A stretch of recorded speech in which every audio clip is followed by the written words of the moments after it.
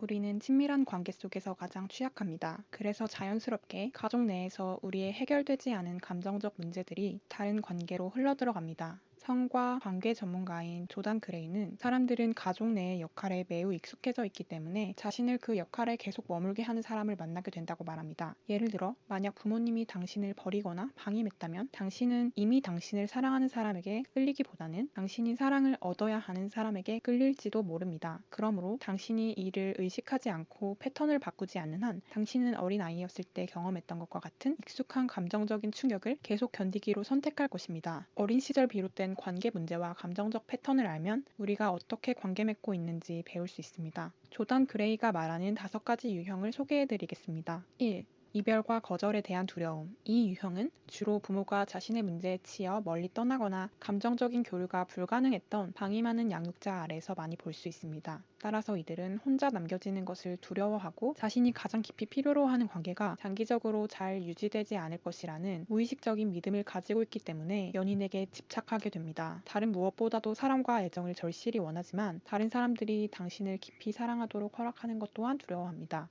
2.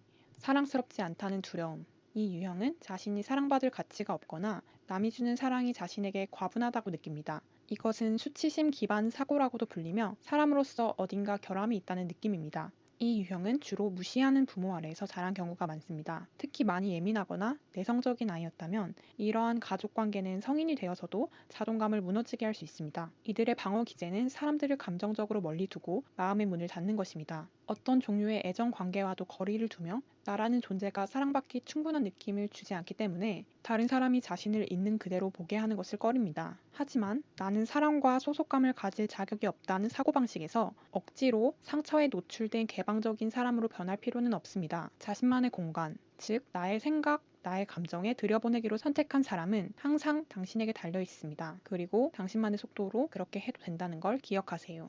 3. 착한 아이형. 이 유형은 남을 기쁘게 하려고 노력하고 관계에 있어서 수동적인 사람입니다. 이들의 무의식은 이렇게 말합니다. 내가 너에게 특별히 친절하고 내가 할 수 있는 모든 것을 다해 너를 즐겁게 만든다면 너는 내 곁에 남아서 나를 사랑해야 할 거야. 너는 내 과거 사람들이 그랬던 것처럼 나를 거부하지 않을 거야. 상대에게 정신적으로 복종하며 자기 자신보다 그들의 요구를 우선시하기 때문에 상대의 삶을 더 가치 있게 만들고 그들에게 호의를 베풀고 있다고 생각할지도 모릅니다. 하지만 실제로는 두 사람을 모두 다치게 하는 관계의 역동성을 형성하고 있는 것입니다. 이러한 관계 속에서 자기 희생적인 착한 아이형은 자신의 감정적인 욕구를 충족시키지 못하고 상대방은 반대로 착한 아이인 연인의 기분이 자신에게 달려있다는 것에 부담을 느끼게 됩니다. 4. 의존형.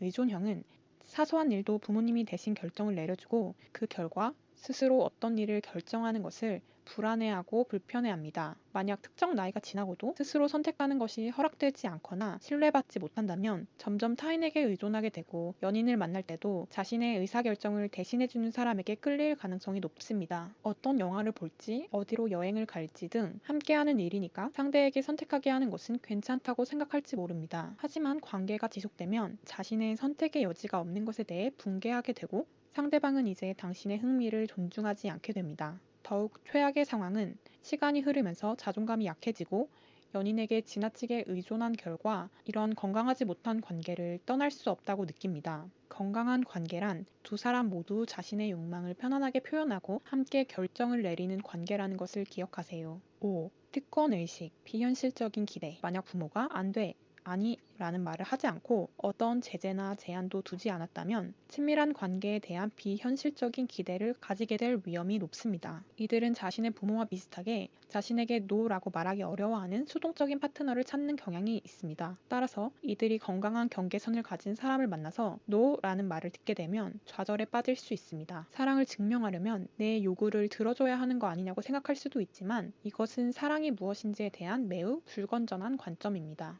모든 과거의 상처나 기억이 현재의 관계에 영향을 주는 것은 아닙니다. 그런데 위 유형에 속하는 사람이라면 어떻게 해야 할까요? 많은 심리학 연구들은 부모와의 애착 유형이 자라면서 관계 문제에 많은 영향을 끼치는 것은 사실이지만 성인이 되어 건강한 성인 애착을 형성하면 어린 시절의 상처에서 자유로울 수 있다고 말합니다. 그때 부모님이 그럴 수밖에 없었던 이유를 이해하게 되거나 성인이 되어 배우자나 친구 등 다른 사람과 새로운 애착 관계를 통해 안정적으로 관계 맺는 방법을 배움으로써 건강한 삶을 만들어 갈 수 있습니다.